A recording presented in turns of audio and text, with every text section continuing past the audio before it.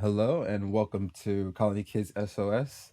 This is our second digital version of the series that focuses on the city, craft, creation, and crisis.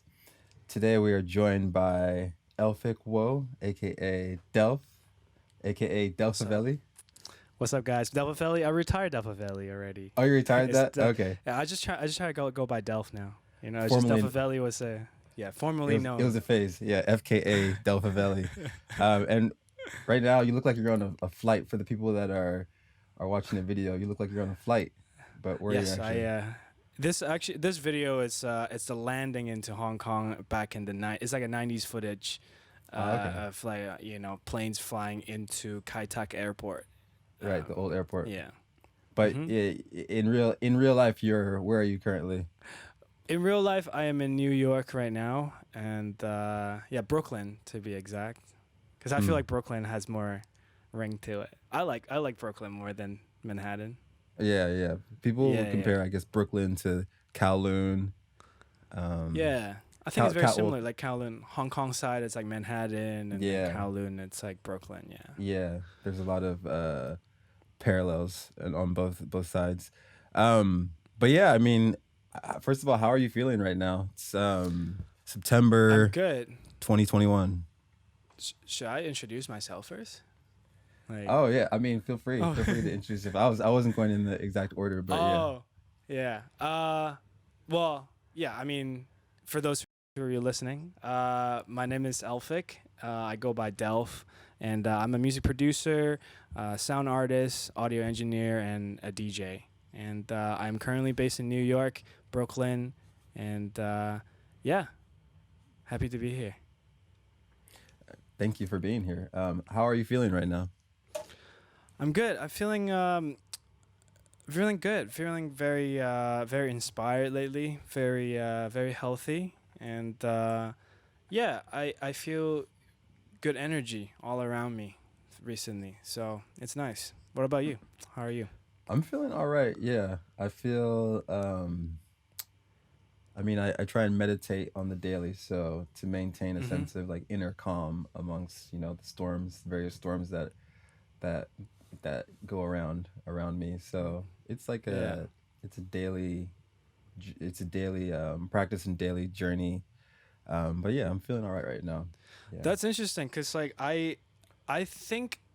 Well, I don't know. I can't speak for anyone, but like, for me, like because of this pandemic, I do like value more on meditation and like just basically spending more time to yourself. Mm-hmm. You find ways to to find peace and like control the frequencies of your body. You really like more in tune um, to your thoughts, Mm-hmm. to your surroundings, and how to like use your energy, protect your energy. I feel like these are more.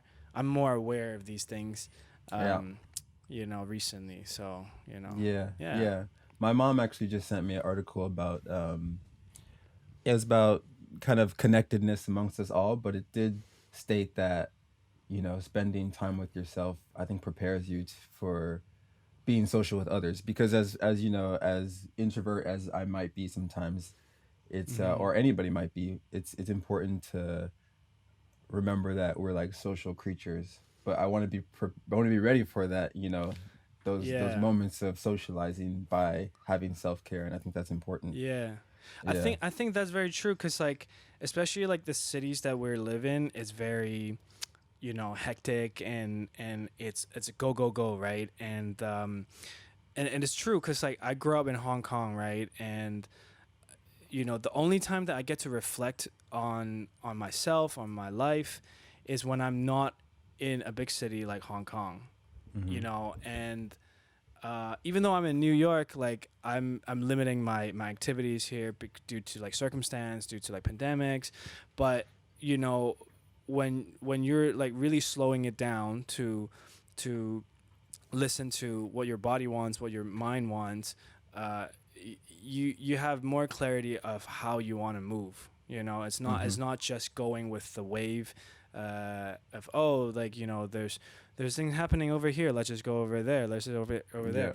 Not that I don't miss that. That's also a very nice adventurous like way of living. But Mm-hmm. after a certain time, that could be very drifty. It's too. Draining. Yeah. Yeah, Yeah, for it's very sure. draining too. Yeah. Yeah. So yeah, I want to get into it. What exactly brought you to make the move to the U.S.? You've been there for what, a year and a half now? Yeah, it's just about a year and a half, almost 2 years. Yeah, I think I well, the move to U.S. is quite a long story, but I'll try to keep it short. But basically, after I finished my college in Canada, I went back to Hong Kong, and I based there for 7 8 years. And I've been doing a lot of creative work and building my music portfolio and working within the communities. Um, but my mind has always been trying to go to North America or the West in general, to do this music thing. I Mm-hmm. think it's because my upbringing is very westernized, in a way that oh, I was bombarded with American culture. I was growing up learning English through watching American TV shows and listening to rap music, right? And so these are things that kind of drill into my brain that the West is better. The West Mm-mm. is where you should be. The West is where success is at. And I was like, Mm-hmm. okay, if I do music, this is where the music industry is at. I gotta be there. And so Right. it's always been like this. And before coming to America, I always felt like I wasn't doing good work because I'm not in America. It's Mm. it's weird. It's like this subconscious thing that every time I put something out, I'm like, yeah, but it's not like industry standard. It's not, what I mean? Like, it's, if you're not doing Mm. music in a big stage, you're not doing it. So that was the mentality of, for the past 7 8 years. And I guess after a while in Hong Kong, I hit a point in my life where I'm like, okay, I've gained enough, mobility and freedom in my work, and how about I'll try it out North America. And that was also a time where, you know, Hong Kong was going down with protests, with going down with pandemic, and yeah, just that was a sign when you see your backyard literally on fire, and Mm-hmm. kids are angry, and as an artist like naturally you want to find creative space. Naturally you want to find you know your environment to be able to just process your thoughts, right? And you seeing your home going down like that, it's obviously very disheartening, but you can't really do anything about it, and the only thing you can do is just look out for yourself first. And I think that was a time where I'm like, okay, I'm gonna just venture it out to the west, see what I can do. And yeah, and I just kind of sold everything and pack up my bags and literally just 2 suitcases and just go. So I didn't even Mm-hmm. have a destination. I was just try to land somewhere. I was trying to go to Toronto, or it's like, oh, yeah, I got people in Toronto, I got people in LA, I got people in New York. Maybe I'll try out these places. So, Mm-hmm. and just one thing leads to another. I end up in New York, and yeah, so Yeah, that's how I remember your got to make the I move to the remember your US. original destination was Toronto, right? Yeah. But then I guess some connections you made led to project you worked on with Odyssey, the rapper hmm and producer from DC, but who's based in New hmm York, right? Yeah. And Yeah. how did that come about? Yeah.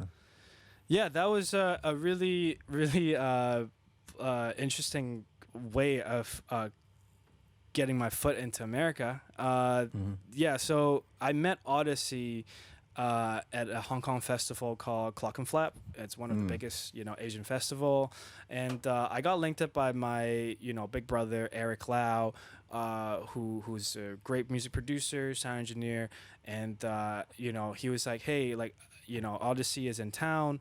You're gonna be at the festival, he's gonna be at the festival. How about you guys link up and show him around? So shout out to Tedman. Our really good friends in Hong Kong.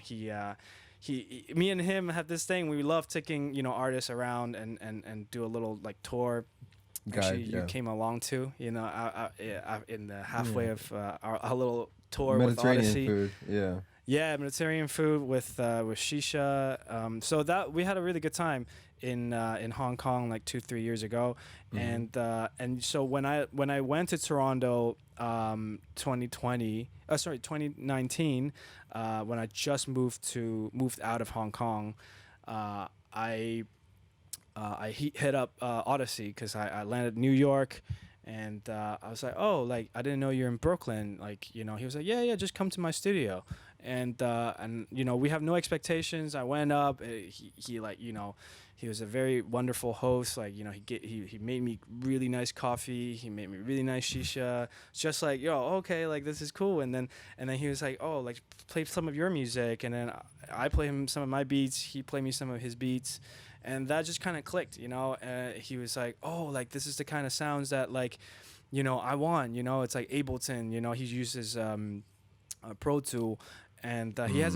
he hasn't released music for 3 years.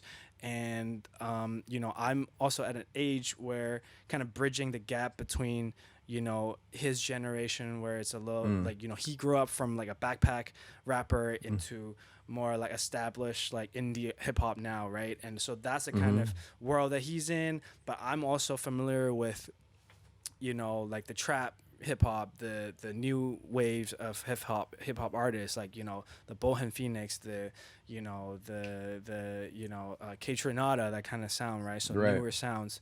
So he kind of see me as the kind of bridge of between that generation and his generation, and I feel like he feel like I could kind of mold his sound together, Mhm.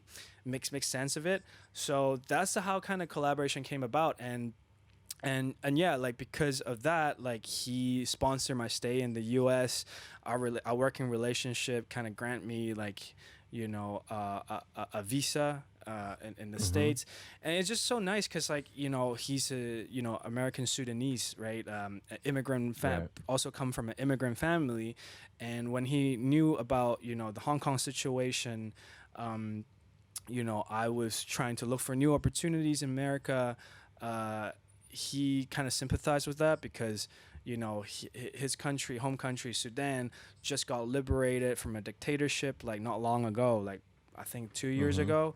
And so he kind of understand that sentiment of like, oh, like you know you just need to find new opportunities. So he was like, okay, like I have projects on my hand that needs to work on. Like, do you want to come like work with me?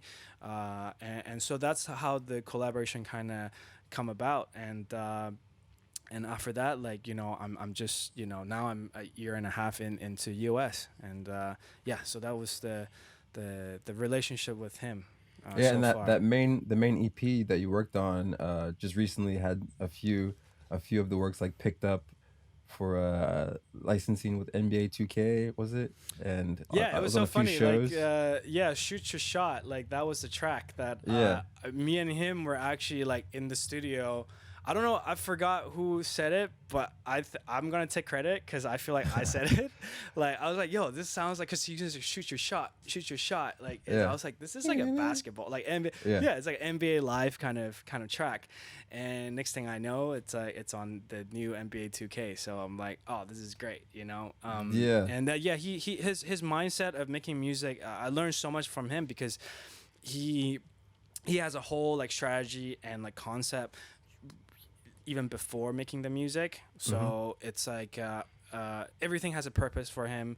Mhm. Everything nothing goes to waste. So Mhm. seeing that process, um, it's almost like inevitable that this song is gonna get picked up by NBA because it's Yeah. like he has an intention that this track will go to this video game, or this track will go to this TV show, and this track is for his touring, his performance. So yeah. Yeah. And that's almost like a extremely that's a skill. That's a skill in this day and age where you can visualize music that's true to yourself, but that could also be used, commercially, because we all have to make a living, right? So it Mm-hmm. like checks off multiple boxes. Yep. And then also you mix didn't you mix the NPR Tiny Desk concert for him as well? Yeah, I did. So yeah, after following the EP release, because it's still during the pandemic last year, um, a lot of his concert were not like his tour got canceled, and he wasn't able to tour his music. So in you know to adjust to that, a lot of actually digital tours, like digital platforms, are hitting him up to do streamings. And uh, yeah, it's a special case with Tiny Desk, because I think he is the only artist that have been onto Tiny Desk twice. I don't think any artist has done that before. Um, but yeah, it's a very special case. Like, he was there when Tiny Desk, NPR Tiny Desk, just starting, Yeah, it's and DC based, right? yeah, yeah, he's a DC Yeah, so that's artist, another and thing. Yeah. yeah, started in DC, and yeah, it's like second coming, homecoming kind of vibe, and this time he brought on, a bigger a band, his whole like the Good Company into it, and yeah, because I was still closely working with that project. I knew the sound. I knew what kind of sonics that he wanted for the project. So it would just only make sense for me to, mix it down for him. Hmm. But yeah, it was very organic. Like one thing leads to another. After his project, NPR find him. KEXP, was trying to record with him, and so he's just been doing a lot more like online performance. Mm. So yeah, Yeah. I want to go back to kind of like your migration to the U.S. Mhm. So you moved to the U.S. like at the start of a pandemic. You moved there at the end of 2019, right? Yeah, I know. I moved there, so I moved out of Hong Kong in the summer of 2019, and then I came back to New York in 2020 February to really station here. So I got a period like in the winter where I was still traveling, but then I came back to Hong Kong actually in December or January for Chinese New Year 2020. And also like I have some family stuff that I need to attend to, and so that was the time where I was kind of sealing the deal with Odyssey, like the relationship, the working relationship, and I knew if I didn't make the last flight to New York, I'll probably lose this opportunity forever. Because Trump was literally. I took the flight, into New York. I remember it's like just before Valentine's Day in 2020, and then the next day Trump closed the gate for forever, and then like all these like anti-Asian thing comes up, and all these like Chinese flu, like kung flu thing comes out. So it was literally chasing the gate. So I got really lucky that I got to New York like just when it's like stopped, like the Yeah, whole world stopped. as the gates closed. Yeah, it Yeah. was so it was like very dramatic. I can't even describe like how dramatic it was, cuz like even on the plane, right? Cuz like I don't know if you remember like when shit hits the fan in Hong Kong, like it was like, oh, this is like way crazier than SARS. Like people will die, and you go on the plane, like you gotta, you just don't know what it was, right? And I felt really nervous. Like I literally pumped vitamins, like eating salad, like or like drink pumping juice, like on the flight, and just like knowing, I was like, oh man, like am I gonna die, like on this plane, and then coming to New York, I'm not gonna have insurance, I'm not gonna have like any health benefits, like so that was crazy. And but like, and then when I got down to the airport in New York, nothing, there's no checking, there's no temperature check, then nobody wears a mask. Like what is Welcome to going the on? U.S., baby. I But know. but yeah, so you moved there in the middle of a pandemic, and then some might say the country's undergone like a racial reckoning after Mm. George Floyd's murder in summer 2020, and then on top of that you have heightened violence towards the Asians and Asian Americans and Asians in Mm-hmm. general. like I'm wondering how has that affected you first and most importantly mentally, being kind of like, somebody who's foreign to America, and you arrive and, people might Mm-hmm. be directing hate or vitriol towards you, Mm-hmm. just for the way you look. And then secondly, how has that Yeah. affected like your creative process and the project that you have coming out? Mm. Um. Yeah, I think the first thing that I encountered was very shocked. Like I always knew, because I know you for a long time. I talk to you about politics. I talk to you about like social dynamics and stuff, but I've never really lived in the U.S. Although, like, I've studied in Canada, but that was like a university bubble, right? And I never really lived, especially in U.S., right? And coming here, I guess I was very fortunate that I was working with Odyssey, who's a black person, but also a immigrant, background. So it was a very nice. He's a bit older than me too, so it's like telling stories, like listening stories from his side and the history, knowledge from a black artist and also immigrant background, like kind of like I caught up with the situation quite fast. I caught up with the history pretty fast. And that was, more so about the black history, right? Like how American dynamics between, the whites and the blacks. So that was like exhausting too, because like, when Black Lives was happening, uh, I was the only person like that he really kind of hang out beside his wife and his daughter, right? Like, so I felt a lot of his, you know, pain, and frustration. Um, and I could only just, be there to feel it, to understand it, to learn, because I'm a foreigner, and learning this, from an outsider perspective, it's like you can't really do anything but just to listen, and that was my role, and I'm pretty understood that.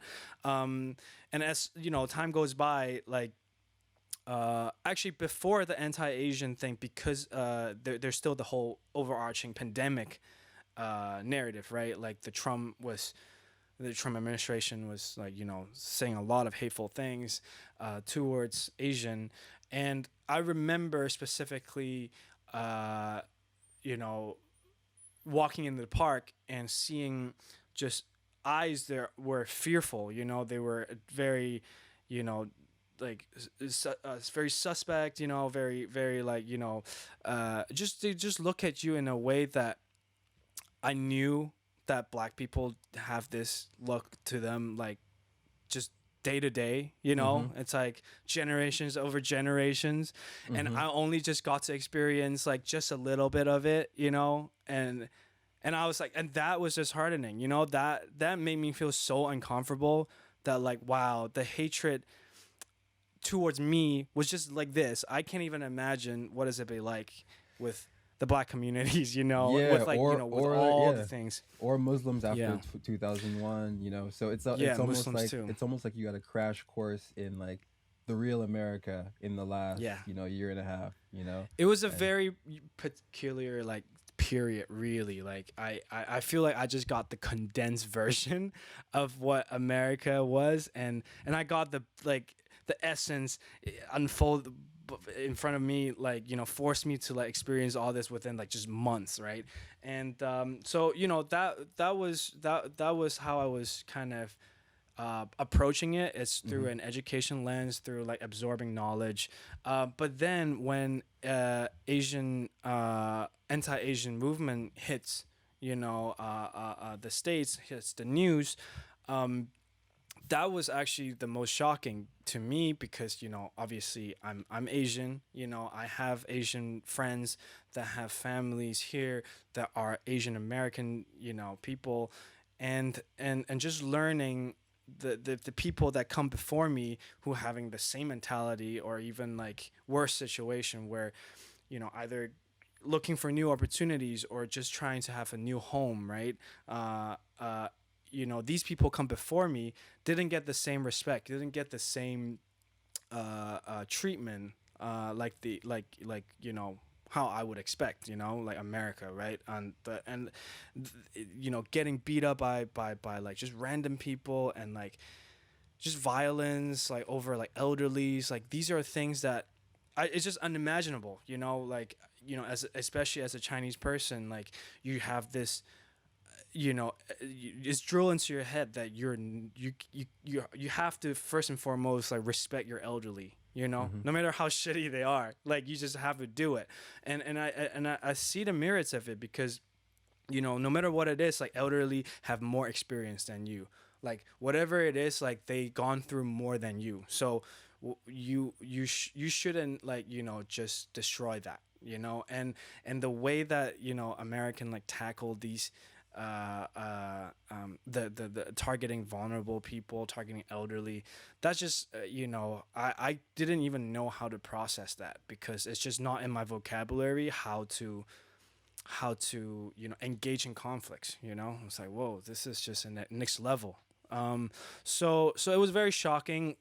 My mentally, like it was very frustrated. I didn't know how to have the outlet. I started going to all those protests, all the little gatherings, just raising awareness, but most importantly, just educating myself. Like, oh, the people here, like my people here, have this kind of experience, and why is that? And so it's just still, it's just through that lens where I'm like, okay, I'm just learning. But then it hits home a lot more, because I'm the same skin color with these guys, right?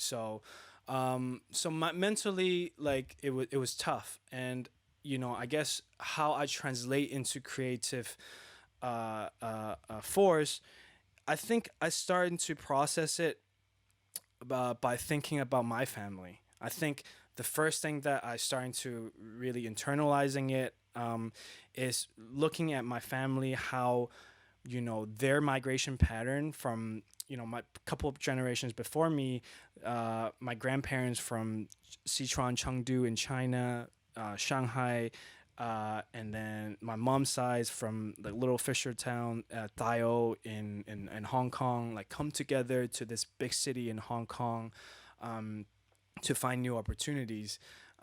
Just understanding that that was during the 50s, right? And that was when Chinese government and like regime was changing. Just the societal like instability was happening, and so like that kind of understanding and revisiting like family history helped me navigating how like my upbringing, and also how I can move forward. Because once I start identifying, oh, like this happened all the time in over generations. People move around because of society, because of like crazy shit. Like war, and just trying to get more resources, whatever that is. Like people move around, and so understanding that, that's really comforting. That's the first step into uh, identifying how I can move forward. And so this kind of just start building into something that I want to put that into my music, because that kind of correlate with uh, what I want to say. Throughout this whole project was my identity in you know in the east and also in the west. How am I positioning myself in these two cultures? Being a third culture person, like how do I balance it myself in between. So yeah, so these are, I think, really interesting events that happen, like global events that happening around me, that forces me to deal with who I am, as an individual, between these two worlds. And so yeah, like I think this project speaks a lot actually about that. The process of me figuring out, what's going on, you know between different cultures, and the conflicts between that, and I'm just like in the middle to kind of observe that. Yeah. So yeah, those are some of the social external factors. But I know you Hmm. you went from one. You lived in the city, Hong Kong. You lived in the middle of a bustling neighborhood, and you lived Hmm. alone. And I know now that you're living with roommates. Like, what are some of those physical external factors, and moving from Hong Kong to New York, how did that influence the music? Is it like you're in Brooklyn now, so do you feel more of a connection with some of the hip hop that you listen to coming up? Are Mm, is that something that shapes your music, and weather as well? New York has mm-hmm. some harsh winters, and you've been through at least one of them, and another one's coming up. We always Yeah. hear that people in Detroit and UK, their music, they can focus on the music because the weather's so shitty, and like that makes good product in it, so to speak. So Yeah. how about some of those physical external factors influence your craft? Yeah, that's a really good question. I actually think about this a lot, I'm actually very blessed that like where I'm located. I have roommates now, but on the left side of the hallway, like down the hallway, is a jazz pianist, and he plays like really lovely piano. Like he teaches music every day, and he makes a lot of music too. Like he writes a lot of composition every day. So I hear jazz piano all the time and time, and then sometimes he will bring on his saxophone friends. It was wonderful. Have you And guys then my right collaborated? hand's not yet. We Oh, not haven't yet. we haven't had time to do that yet. But Okay. I'm pretty sure we feel each other's musical energy. Right. It's like every time we cross it in the hallway, getting water, go to the bathroom, and then on the right side, right outside of my house, I live right by the window on the street, and you Gunshots every know day. Not just joking.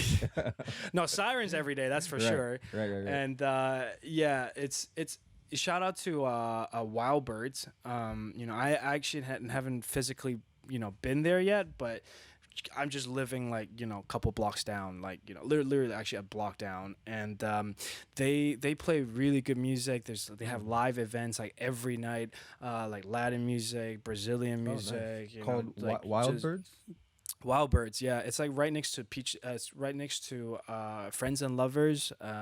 Yeah, and but yeah, I just like I want to shout out to them because like they actually bring on like phenomenal like artists. Like just the lineup is just like crazy strong. Like every day, they're like you want big band jazz, you want like violin trio, you want your bossa nova band, you want your ska band, you want your reggae band. Like it's just music variety is insane, and it's all Mm. like very like musically like high caliber people, Right. and like playing. So when I'm like doing work in my room, I hear jazz piano, I hear like world music playing around my corner. My like I'm literally just in between these two frequencies, and I'm doing my own frequency. So it's like That's it's awesome. actually really nice. It's actually really inspiring, and help me through the day. Like obviously the whole background noise of endless sirens, endless banters. You just hear like people like you know like NPCs like yelling up random crazy slurs. Like Yeah. yeah, it's great. That's like the New York like New ambiance, York. right? That's The what they New said. York Yeah, way. yeah. Yeah. It's like it's just like you just hear these like random shit that people say. But yeah, it's a little bit noisy, but I embrace it. I guess I'm in the mix of it, so Mm. it's very inspiring. All right. Let me. I want to jump. I'm going to jump around. I want to talk specifically about this new EP that you have dropping this week. Yeah. Um, so we talked about the environment that you wrote these songs in, and kind of the backdrop of you going migrating to the U.S. for the last year and a half. But can you speak on like the particular inspiration for like the track names, the artwork, intentionally embracing your heritage? I see that the Mm-hmm. five tracks Five have tracks. Yeah. Chinese names as well as English names. Can you Mm-hmm. talk a bit about that? Yeah. Yeah. So this project is called Lately. Chinese is Ya Heng or Yishang. Cause like I want to have a dual language project to begin with. Is cause I I am going through, or I have been constantly going through identity crisis. I'm sure a lot of like colonial kids can relate to this. It's you're not really east, you're not really west, you're a mixture of both. um, and you're always constantly fighting what language you're using as your main language, you know, and especially when you're like fluently speaking in your mother tongue, you feel like you have another soul, in you that's always wants to express, and both of them are like fighting, and so this project is kind of you know highlighting a lot of my travel moments, first of all, because I've been consolidating all this is my first time in over 2 years that I'd be able to just sit down and process things and actually work on these music, and so I'm trying to join the whole project with traveling moments, and I record a lot of like ambience when I'm traveling, so I'm trying to tie it in, design like a whole like scenarios to it.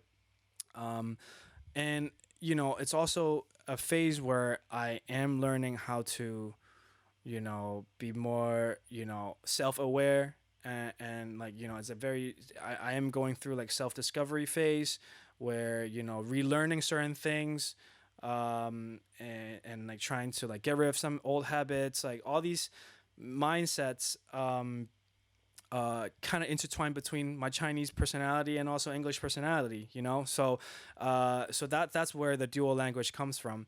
And I think the last thing that ties it together is Chinese poetry. Chinese poetry to me has a very special place in my heart, because that's something that me and my dad would share like quite like closely when I was growing up. I was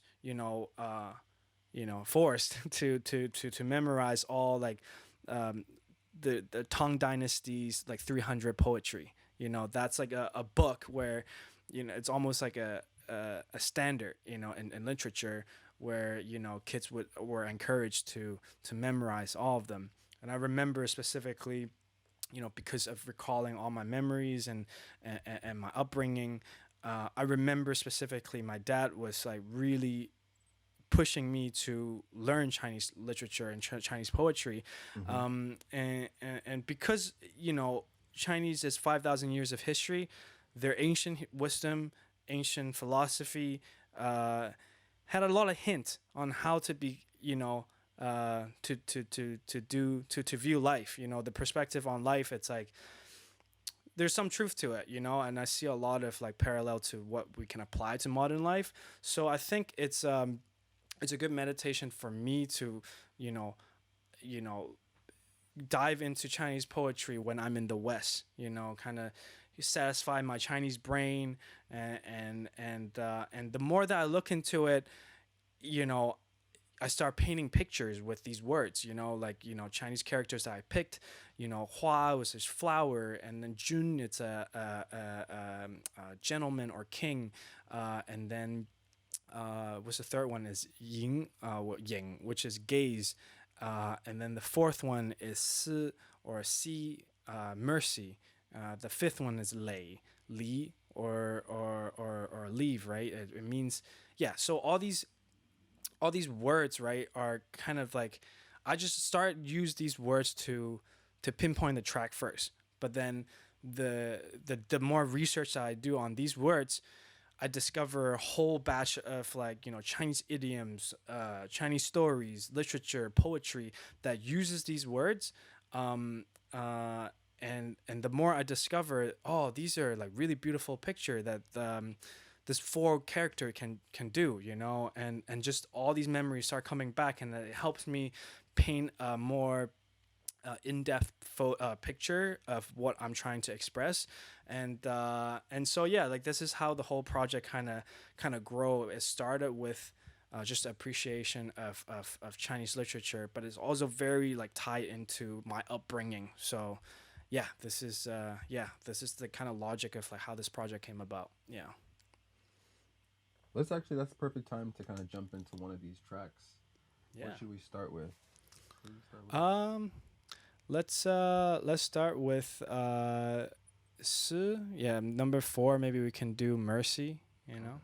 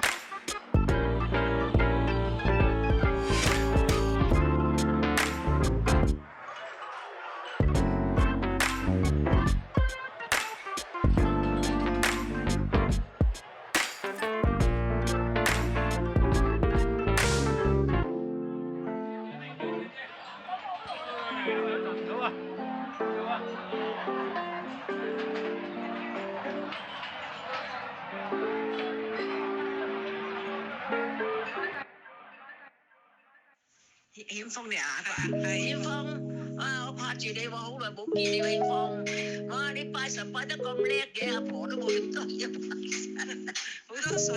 hữu tôi sợi khổ mà ba đi xuống xin mà sẽ tôi bảo xài à sân niệm phai lo sân đại kiện hoang hả. Very nice. That was Mercy Yeah. off of Mercy. Elphick's new EP lately. It's very Yeah. very bluesy. It was- Shout out to Kano. You know, Yeah, that's on the featuring Kano organs. on the keys, on the organs and the keys. Yeah, very He's a bluesy, soulful like guy. gospelly soulful. Mm-hmm.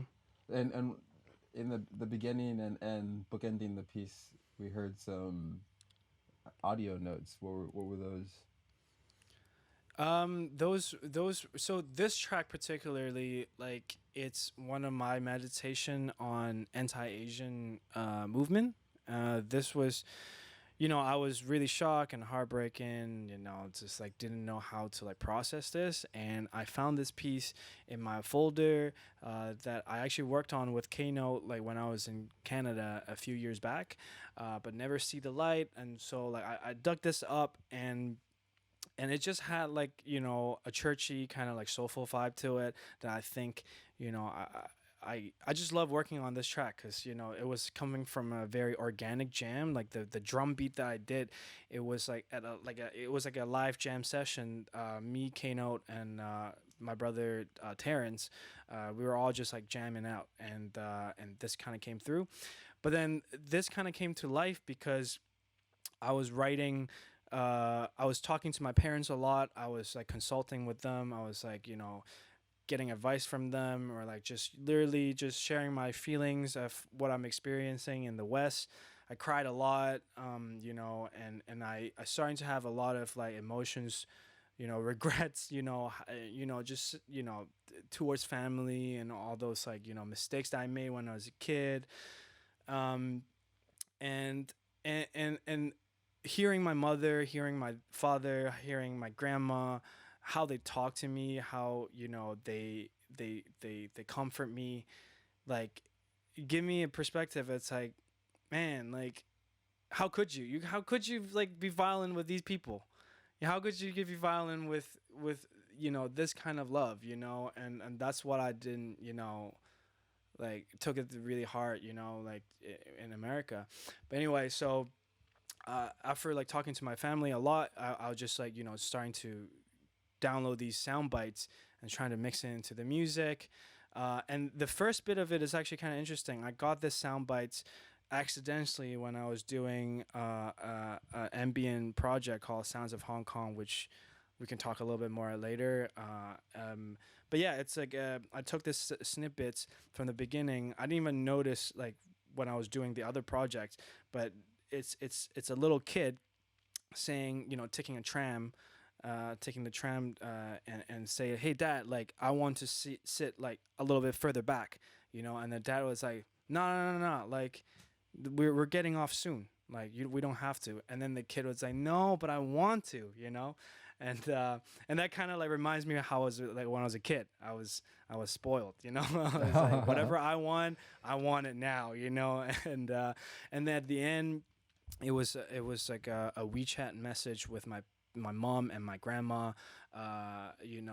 They were saying Happy New Year to me, and my grandma, it's 95 years old, still like super like smart and fast with her, like she got jokes, man, like the way that she says what she was saying, she was, because I sent her photos of, because it's over Chinese New Year, I would like burn incense to my ancestor, putting blessing and thoughts to my ancestors, and you would prepare so much like fruits and like food and tea.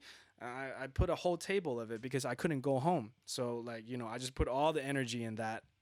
And then my grandma was like, "Man, like your ancestor must be hella full right now. Like I can't even do that right now. I don't even prepare like, the whole table of food for them, But and she was just laughing, and she was like, I just wish you were like, Happy New Year, and make sure you're staying healthy and well, And it's just like very good spirit. And then that kind of, whenever I hear that, like it makes me put a smile on my face. It's like that reminds me that family love, it's so great, like when you can get it, so cherish it, and love, like always, as cheesy as it sounds, it conquers, fear and violence, right? So this kind of the whole piece came about.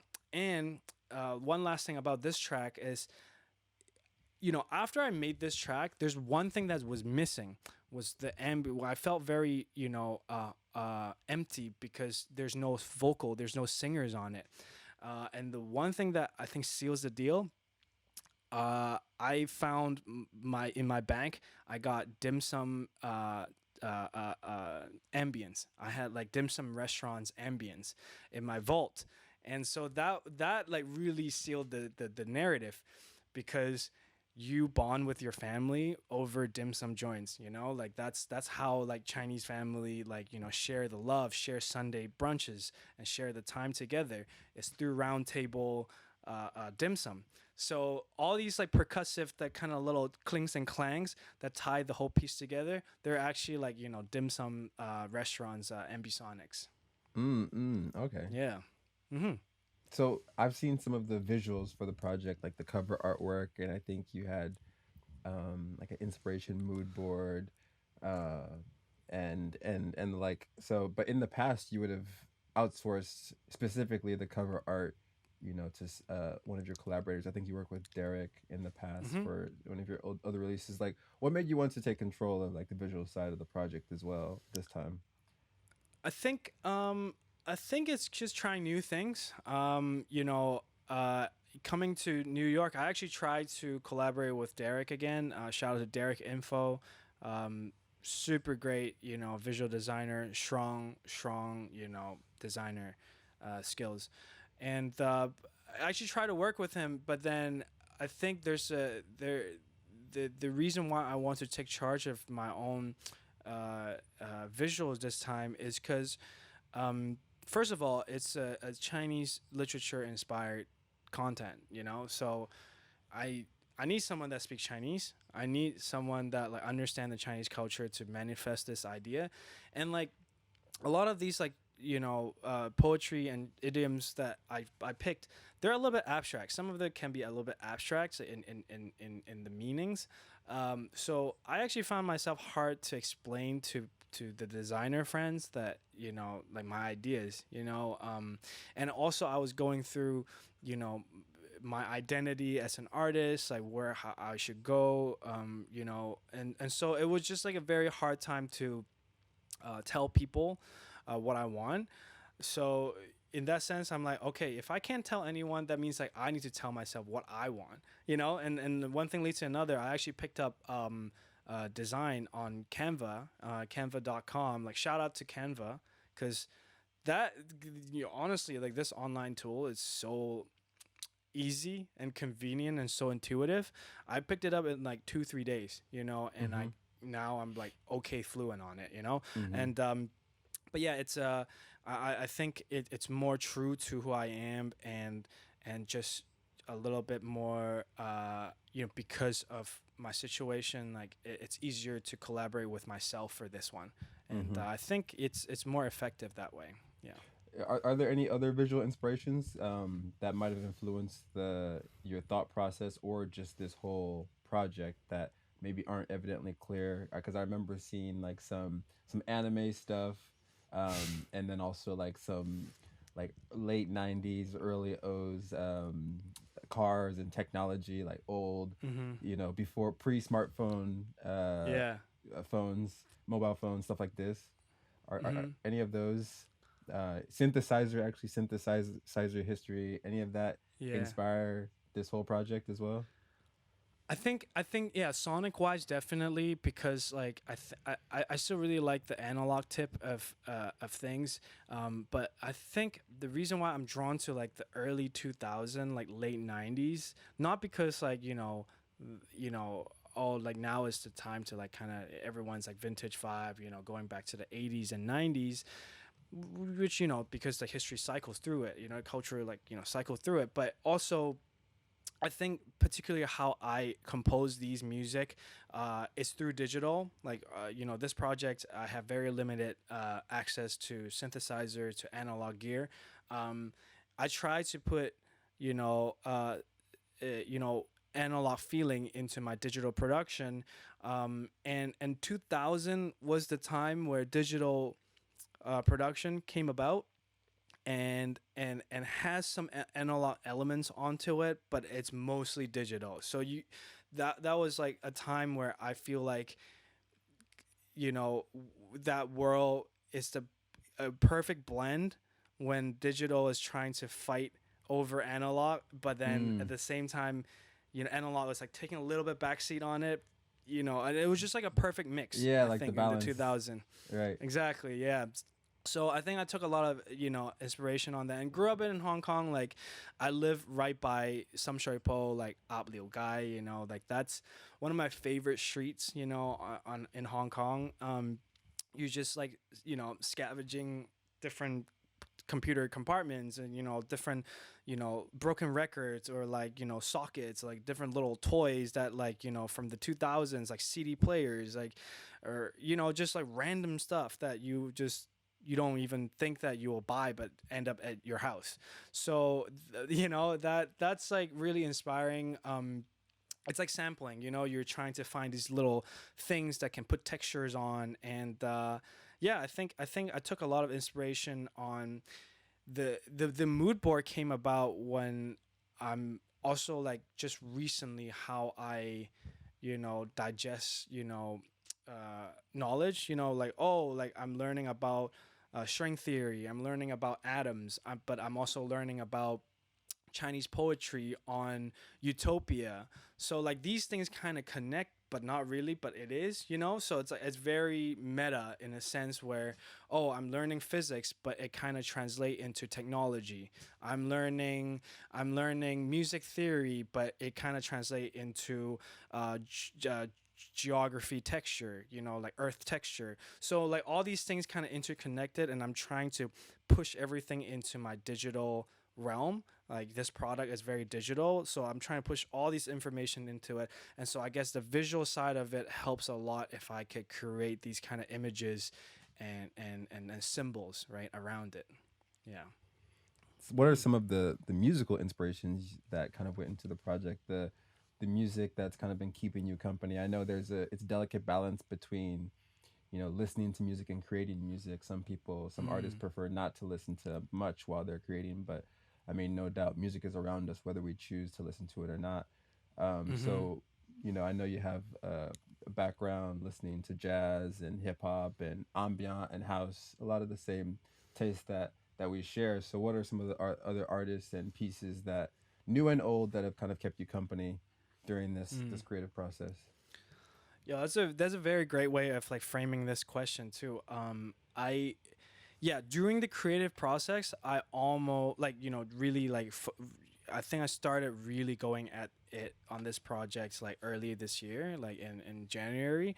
Uh, I didn't really listen to new music or try not to listen to any music for like 6 months, right? So I didn't really listen to any music but just my drafts, my archives, and and that was a time where these drafts were made when I'm touring, when I'm traveling, when I'm back home, in clubs, in transitions, in like in a train, in a hotel room, in back in my home studio. So it's a lot of like these drafts are kind of like encapsulate the feeling of the 3 a.m. Drunkenness, trying to mimic like a club emotion, or like I'm making like a soulful boom bap track because that I was in a hotel room. I was trying to make chill stuff, and so that was like very like surface level of emotions. But then when I'm trying to craft a story with this EP, I really didn't listen to any other music, but just trying to do more how like ambient, like how do I add this ambient to make this track works, how do I make this rewrite this bass line to make this groove a little bit better. So it's very technical. This whole like what creation phase was very technical. But speaking of music influence, like when I start like finish my music and then doing the visual side of things, right? Like, oh, okay, I need to start branding this project, choosing the color, choosing the fonts, choosing how do I present these material. Then I started listening back to music. I was Mm. opening back up.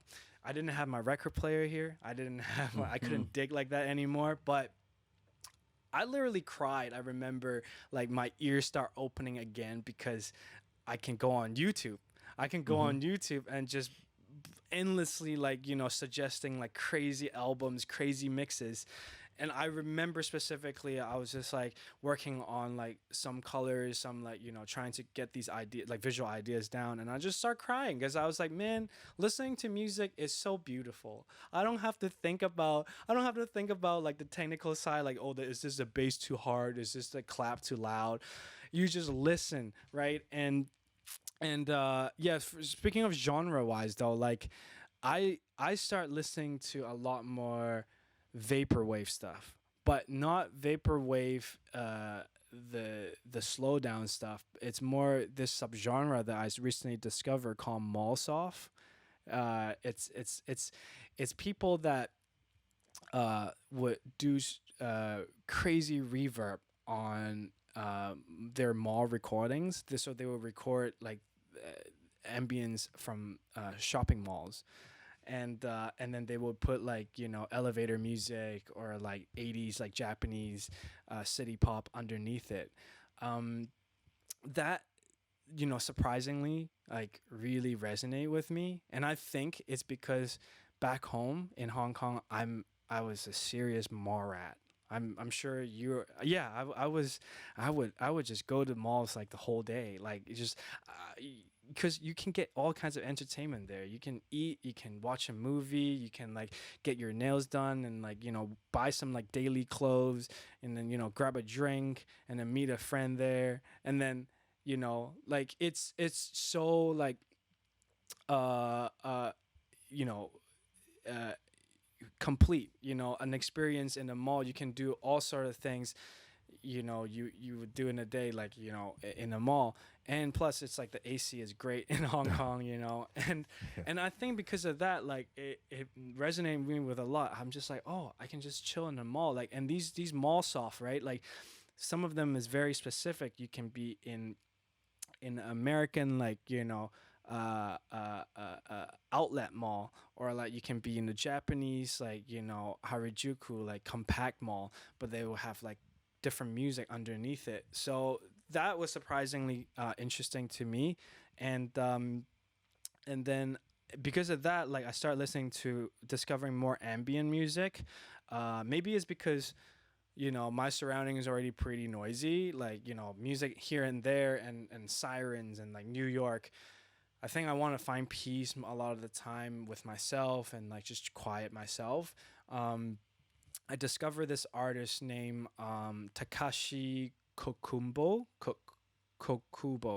Takashi Kokubo. He is an ambient music giant now, like because of his vision like 10 years ago, that I don't think he was intended to do this, but his philosophy of making ambient music is very interesting. And I yeah, I highly recommend people to look up his music. Very inspiring. Just the way that he processed music and composed music, blending with ambient sounds, is very interesting. So that those are artists that I really like, really starting to discover more, because that align with some of my more experimental stuff. But then I also start listening to more Park Hae Jin, you know, Sunset Roller Coaster, all these like Asian American kind of like third culture artists, Juan Baba from Taiwan, Leighton Wu from Chicago, Taiwan. These are all like third culture artists that like I feel like now I get why they will have sounds like this. Now because I just did like a project that when I'm basing in the West, trying to do an Asian sounding kind of project. So yeah, these are the people that I have been listening to a lot, and yeah, I hope you guys also like enjoy their music too. Mm. Yeah. So yeah, you discussed ambient music, and back in 2018, for Eaton, Hong Kong's grand opening, we had Yeah. you kind of had you commission like a wellness, mindfulness guided meditation session, along with a practitioner named Minnie, and you were manipulating the soundscapes that you had from Sounds of Hong Kong series that you did with Macon. I know that's transformed into a project called Geosonics. Can you Mm-hmm. tell me like how that's come about and like who else is involved? Yeah, this is, I mean, for those who are listening, this is a little bit like exclusive because, it's still like under construction, but it is heading to a direction where I want it to be. Basically, a few years back when I just moved back to Hong Kong from Canada, I hit inspiration block because I had been studying Jay Dilla's music. I had been studying black music, like ripping vinyl to make samples to make boom baps, and that's black music. Like listening to jazz and classical music. Like all those things are foreign music to me, right? And I'm just learning the techniques. And so when I just got back to Hong Kong, like I wasn't surrounded by Western culture anymore. And I was having a crisis where what do I make? Like, who am I? You know, what kind of sounds should I do? And that kind of came about. It's like, oh, I like sampling. I put, you know, my musical take, you know, on samples. How about I'll just, like, you know, start recording my surroundings, my ambience. And um and just at that time, I was working for this audio visual company called Macon, and it's a really good community of, you know, uh, deeper, in depth storytelling publication. And so, like, you know, that was an opportunity for me to, like, hey, because I was working sound engineering for them. I want to do a special piece for them for the platform to highlight their property with audio visuals. So I was like, oh, let me just record a bunch of ambient sounds and trying to do my, you know, music fix on it. And just so happened, you know, my brother, like Terrence, was in town, and he's a great music producer. And so he jumped on the project. And then I have photographers like Chris Lim, with me to pair the film photos with the music. And when that project came out, the team immediately wants to do another city, and another and another. And you know, the next one we did was Tokyo.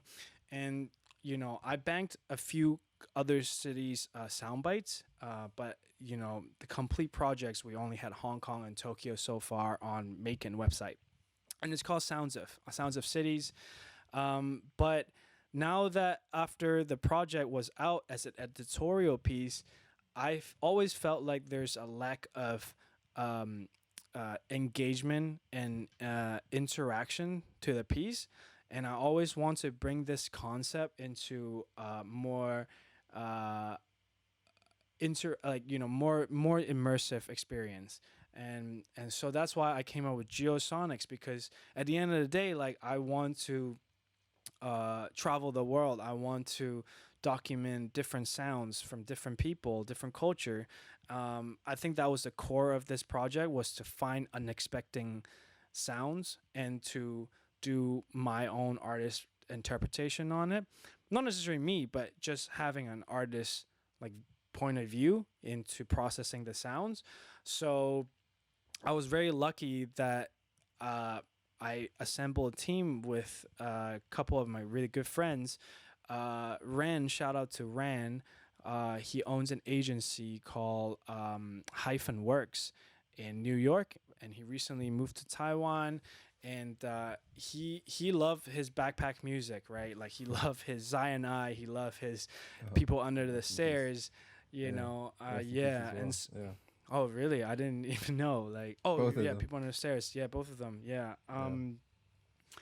Yeah. So, like, he and, you know, when he found out that, you know, I had this kind of passion project going, like, he wants to help me, you know, rebrand it and kind of move forward with it. And along the way came Kara Chung. She's a very talented photographer from Hong Kong, Manila based, photographer and also creative director. So she's helping out with the rebranding, like, visuals. And then I got Nick Barry and also Kelly Herbie Shripe. Sorry, Kelly. Harvey Shripe. I hope that's correct. Anyway, so these are, like, you know, Nick was a very talented, like, you know, videographer. Kelly is really talented photographer, upcoming from Hong Kong. It's interesting because, like, you know, and then my brother Matthew, he's gonna be coding the website. The people that kind of drawn to this project, they're all third culture kids. You know, they're all colonial kids in some ways, and understanding, you know, we always want to drift here and there to find our culture, to understand different cultures, to place ourselves in. So I think that came very organically. And yeah, so hopefully, like, you know, it's in still in the construction, under construction, but I think it's leading to a way where it's gonna be a nice series now, you know, like, not just an editorial piece, but more like a conceptual series. Yeah. That's awesome. That's awesome to have like a project that you have a team where people are specialized in various different disciplines, and it's kind of like just kind of like everybody joining forces. Yeah. But yeah, Yeah. I want to jump into another track and kind of ask you first which track on the project changed the most from the original demo, and of course Hmm. these songs are always undergoing, sometimes it's a complete facelift, sometimes Yeah. it's like small tinkering. So which project changed the most? I've heard a lot of these songs from their first drafts, and to see the final drafts, which one would you say changed the most, and in which way? Let's jump into that one. Mm, yeah. Maybe later you can play the last track, "Leave," Mm. or "Lay," and Mandarin's "Li." Um, I think it changes a lot because that was a draft that's like I was originally trying to have rappers in mind, trying to put vocals on it. I came up with the chords, and I was like thinking about some West Coast artists, like some like really like cruising kind of vibe, like J Cole, that kind of vibe on it. But then the more I worked on it, I feel like it needs a complete facelift because just the storytelling of it. I placed this track on number 5, the last track of this EP. Um, it has this very cinematic storytelling to it. Had different phases, different chapters within the track, and because of this arrangement, I want to uh, put more what cinematic music would use, like instruments in cinematic music would use, like strings instruments, mellotron, like organs, and uh, uh, wider synths that kind of fill the space. This is like definitely the most dense track that I've ever done. It's intense. Like it was just so many layers, and like just working out how the puzzle fits together was a challenge itself. But I think it worked out really nicely. Where you know I'm trying to tell a story of leaving home and to find new opportunities, going into a journey to somewhere to find a new chapter in life. And then there's a part in the music where it's almost towards the end. You think it was the end, but it's not, because that whole thing was a realization of, hey, I'm in the new phase now. Live in the moment, and I'm excited to encounter what's happened next. I'm fully embracing it, and that's the kind of emotions that I want to tell in this piece. And because of the extension of the storytelling, this track just keep changing, keep adding like Mm. different layers to it. So yeah, it's a very dense instrumentation piece for sure. All right, let's jump into that. That is leave, also known in Chinese as. Lay.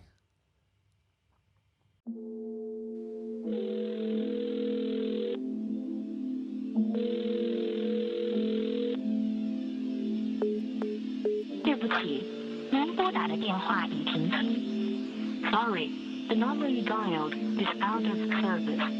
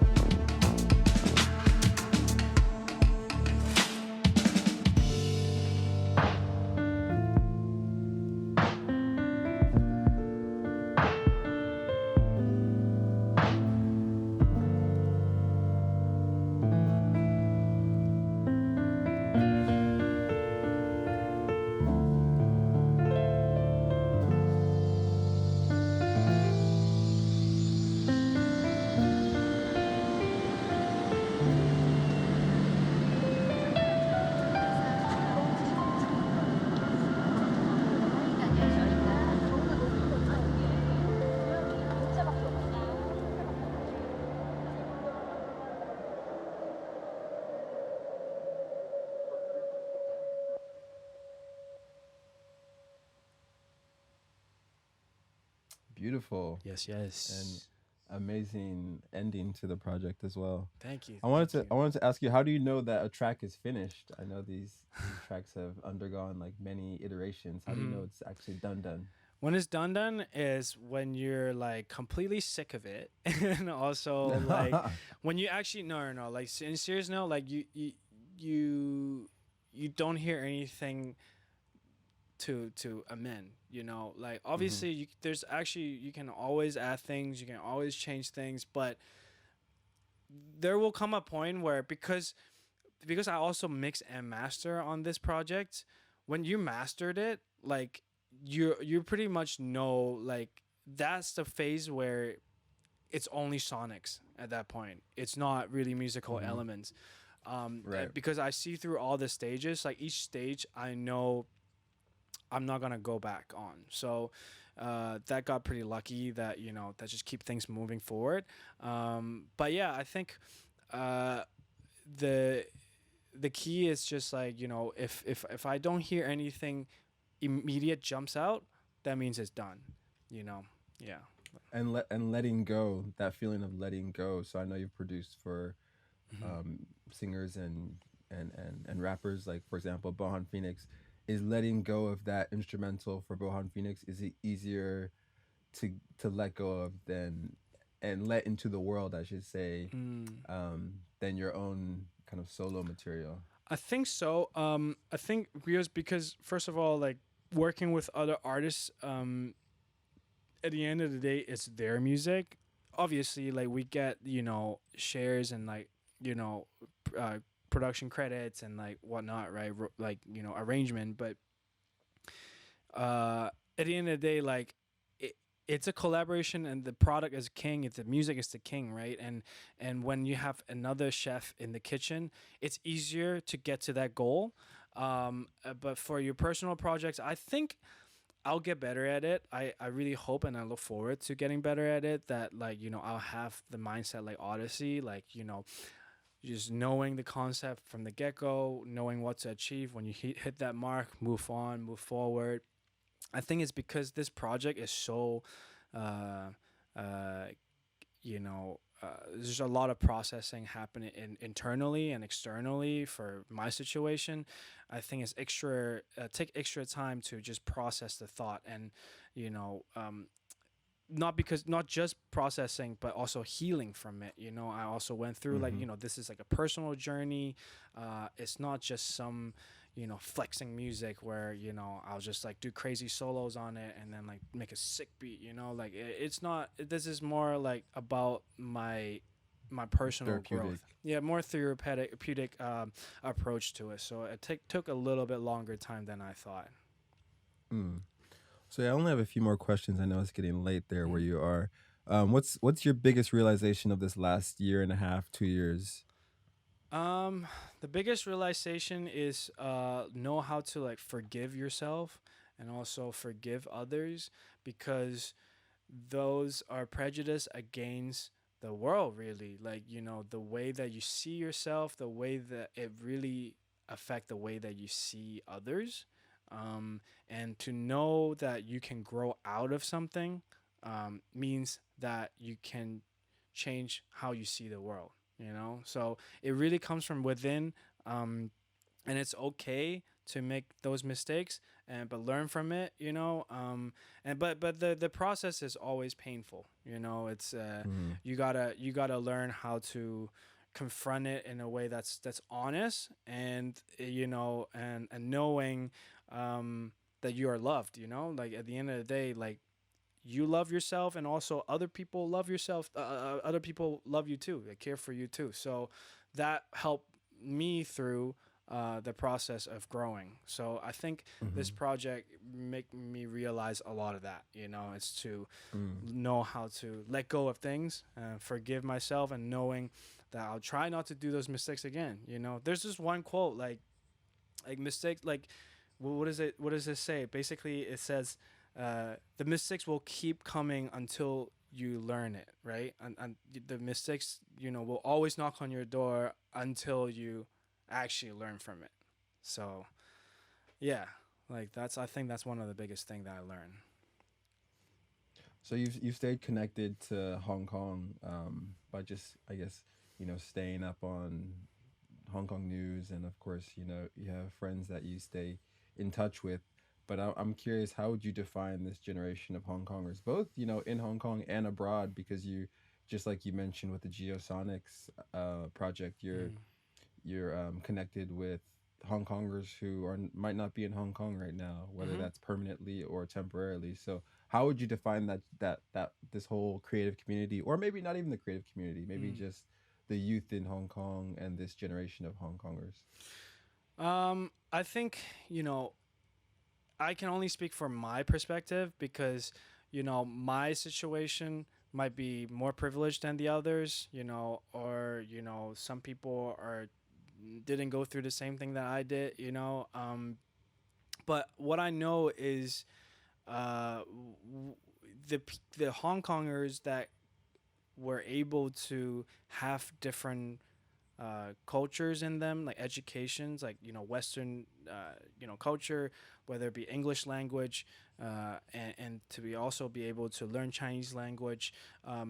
We are a batch of people that can weave between these two cultures, and and and that's a privilege, but also a responsibility. A power to, amplify what we see and what we feel, because if we keep telling these stories, recognizing third culture is a culture, then there will be more people agree or join us that, like, oh, it's okay to have both. You don't have to choose a side. There's so Mm, many people are going through the same thing where, because of political situation, because of just the climate of things, you just happen to, be somewhere else doing things. But your heart is always going to be, sharing with the people coming from the same place, which, for us is mm-hmm. Hong Kongers, right? And there's a Chinese saying, it's you always 飲水思源, or like, whenever you drink water, you think about where the water comes from, the stream comes Mm, from, right? And that, what it says is, you always think about where your roots come from, and that will guide your way, and not to, like, stray too far ahead, so whenever you mm-hmm. recognize, where you come from, you will know how to move forward with it. Mm. Yeah. And lastly, what's next for you after the release of this project? um I don't know yet, but I have a few ideas in my head right now to, trying to manifest in music. I can't really say too much, but I do have a few projects in mind, that's probably completely different than what this project is. And I'm super excited about that because, through this project, I definitely learned so much more about music production, but also from an artist perspective, not just from the technical side of things. On technical side of things, I learn a lot too. But because I also try to do the artist perspective, like, it's a good, like, experience.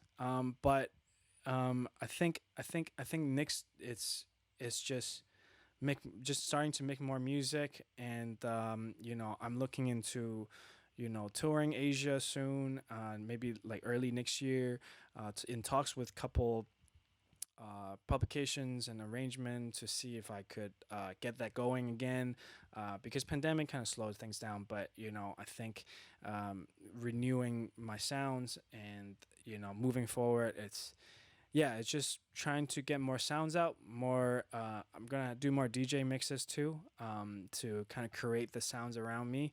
So stay tuned on my mix cloud for more mixes. And yeah, that's pretty much what it is. And also probably coming back to Hong Kong for a little bit. I miss it so much. You know. Yeah, absolutely. I look forward to you coming back, and I wanted to say, like, how much of an inspiration you are for me personally, and I know for a lot of other people, going off and as cheesy as it may sound, following your dream, Yeah. following what's important to you. Um, And yeah, I mean, you're loved and appreciated here for sure. It's funny that you're like Yeah. in my home country, I'm in your home country, so it's just Yeah. like it's almost like exchange trading places in a way. Yeah. Thanks, man. But yeah, I'm definitely happy to see this project finally come out. It's called Lately, coming out by the time this comes out, it'll be out on all platforms, Spotify, Hmm. Apple Music, It'll be on a lot of the Deezer. like Chinese platform too, like QQ Music and KK Mm, Box. This okay. is and also follow on Bandcamp. Actually, there's exclusive Mm. content on Ooh. Bandcamp. So if like although all the major platform will take care of the music streaming, check Mm-hmm. out my Bandcamp for exclusive stuff. Oh, okay, nice. Mm-hmm. Any parting words? You can check me out on Instagram, Delf Sounds, and SoundCloud and Bandcamp is Delf Music. Mixcloud Mm-hmm. is Delf, and yeah, it's a problem with getting all the names right. But if you search Yeah. Delf, that should be it. It's either Delf or Delf Yeah. Sounds. Yeah. Okay. But yeah, no, thanks for listening, guys. I know this is like a bit longer podcast, but yeah, thank you for having me. I miss you. I love talking to you too. This is a great catch up with, just sharing what I've been going through too. And your country, it's a lot, man. It's Ah, yeah. I'm sure I my don't country even know if too. that country claims me. Yeah, I mean, it's funny you jumped into one fire from one fire into another, but it's Yeah. kind of the state of global affairs at the moment. But let's maybe let's ride out to one last one from the project. Yeah. You want to do Let's Jun? listen. Yeah, let's do Jun.